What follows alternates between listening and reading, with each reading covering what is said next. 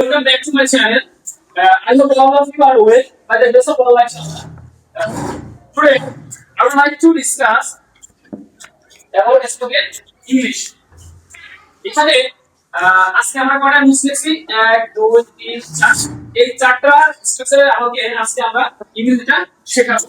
তাহলে প্রথম স্ট্রাকচার হচ্ছে কি হচ্ছে subject plus who plus given plus কি মানে এর অর্থটা কি হবে সে যারা বা যিনি। এখন প্রথম স্ট্রাকচারতে আমরা কি কিছু শিখব কথা বলতে শিখব।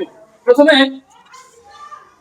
বুঝছো হ্যালো যে ব্যক্তি আমাকে পছন্দ করে The girl who likes you. the girl who Likes you. likes me Me. me আমাকে পছন্দ করে যে ব্যক্তি আমাকে পছন্দ করে। the girl who Likes me. me আচ্ছা যে ছেলেটি লিখতে পছন্দ করে কি বলতো The boy who likes to write. the boy Who likes. likes to write আচ্ছা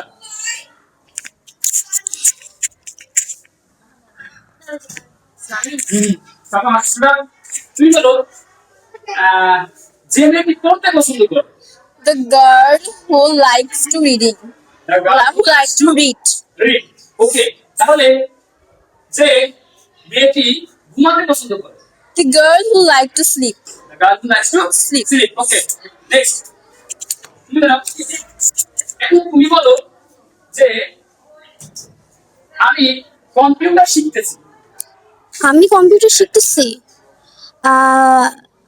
এটা হচ্ছে বর্তমানে সাবজেক্ট প্লাস এমিটার প্লাস বিভাগ আইন তো বর্তমানে চলমান আমরা যখন বর্তমানে কোনো কিছু করব বর্তমানে চলমান থাকে তাহলে এই স্ট্রাকচারটা আমরা সলভ করব তাহলে কি আছে যে মেয়েটি যে মেয়েটি কম্পিউটার শিখতেছে। হ্যাঁ, The girl who দেখো সাবজেক্ট হচ্ছে এমিটার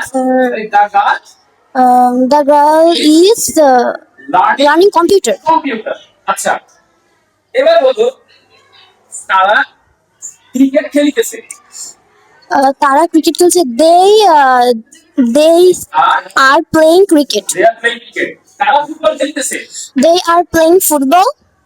আচ্ছা তারা লিখিতেছে They are writing. Good good